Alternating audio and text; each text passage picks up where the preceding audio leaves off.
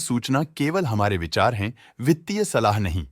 निर्णय लेने से पहले खुद शोध करें। किसी भी लाभ या हानि के लिए हम उत्तरदायी नहीं हैं। आज हम देख रहे हैं केडीडीएल लिमिटेड के 2025-26 Q1 की standalone financial performance. Starting with the sales, पिछले क्वार्टर से सेल्स में 11% का इंक्रीज हुआ है, मगर कंपनी ने पिछले साल के मुकाबले मार्जिनल सेल्स डिक्लाइन रिपोर्ट किया, around -69.5%। Expenses 8% quarter on quarter increase हो गए हैं, जो साल भर के -71% के डिक्लाइन के साथ अलाइन करता है। क्वार्टरली एक्सपेंसेस के कंपैरिजन में सेल्स इंक्रीज होना दिखाता है कंपनी ने अच्छा परफॉर्म किया। ईयरली कंपैरिजन दिखाता है कि कंपनी ने इस साल अपनी परफॉर्मेंस में सुधार किया है। ऑपरेटिंग प्रॉफिट, जो पिछले साल के कंपैरिजन में -62.5% डाउन हुआ है, quarter on quarter around 29% increase हुआ है। Operating profit margin OPM annual basis पे 3.5% से इंक्रीज हुआ है और पिछले क्वार्टर के कंपैरिजन में 2.5% से इंक्रीज हुआ है। एक्सेप्शनल आइटम्स को ऐड करके अदर इनकम पिछले क्वार्टर के कंपैरिजन में 40% बढ़ गई, बावजूद इसके ईयरली डिक्लाइन -54% हुई है। इंटरेस्ट एक्सपेंसेस पिछले क्वार्टर से 26% अप हुआ, लेकिन ईयर ओवर ईयर डिक्रीज -50% हुआ है। डिप्रिशिएशन कॉस्ट में 11% का क्लाइम देखने को मिला और ईयरली बेसिस पे -67.5% का डिक्रीज देखा गया। Profit before tax annually -60% decrease हुआ, लेकिन प्रीसीडिंग क्वार्टर से 41.5% बढ़ा है। इस साल कंपनी ने 29% टैक्स पे किया और क्वार्टरली कंपनी ने 24.5% टैक्स पे किया है। नेट प्रॉफिट ने ईयर ऑन ईयर -57.5% का डिक्लाइन दिखाया, लेकिन लास्ट क्वार्टर से 44.5% का इंक्रीज हुआ है। इस क्वार्टर में कंपनी का परफॉर्मेंस काफी अच्छा रहा। वहीं अगर एनुअल एनालिसिस की बात करें तो साल के दौरान कंपनी का परफॉर्मेंस अच्छा नहीं रहा। नेगेटिव नेट प्रॉफिट का मतलब है कि कंपनी प्रॉफिट के कंपैरिजन में नुकसान उठा रही है। अर्निंग्स पर शेयर EPS में ईयरली -30% का डिक्रीज देखा गया, लेकिन क्वार्टरली में 46% की बढ़ोतरी भी नजर आई।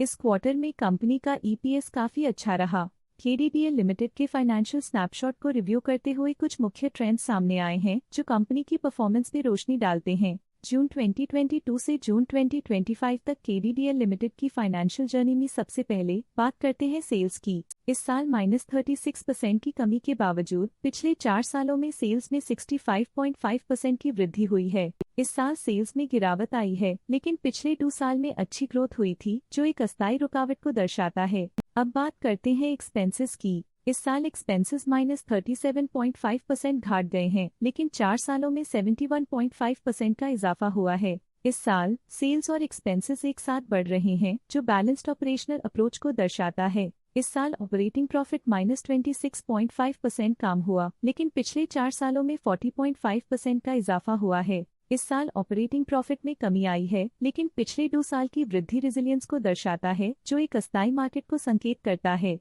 इस साल नेट प्रॉफिट में -78% की गिरावट हुई, लेकिन पिछले 4 सालों में 41% की बढ़ोतरी हुई है, जो कंपनी की मजबूती दिखाता है। इस साल नेट प्रॉफिट में आई कमी के बावजूद पिछले सालों में हुई पॉजिटिव वृद्धि एक अस्थायी मार्केट एडजस्टमेंट को दर्शाता है। इस साल EPS में -80.5% की कमी के बावजूद लंबी अवधि में देखा जाए तो 21.5% की मजबूत वृद्धि हुई है। इस साल EPS में कमी आने के बावजूद पिछले सालों की ग्रोथ कंपनी की मजबूत ओवरऑल परफॉर्मेंस को अंडरलाइन करती है। चलिए अब बात करते हैं शेयर होल्डिंग पैटर्न की। KDDL की शेयर होल्डिंग रिपोर्ट्स कुछ इस प्रकार की हैं, जो अननोन 2025 के तक चलता है। ये रिपोर्ट कंपनी के शेयर्स की डिटेल्ड जानकारी देता है, जिसमें promoters, promoter groups, foreign investors, public investors और सरकारी एंटिटीज शामिल हैं। पब्लिक द्वारा हेल्ड शेयर्स का परसेंटेज 38.61% से इंक्रीज होकर 2025 के में 39.01% तक का इंक्रीज से देखा गया। ये चेंजेस डेट है कि पब्लिक की इन्वेस्टमेंट कंपनी में क्वार्टर टू क्वार्टर इंक्रीज हुई है।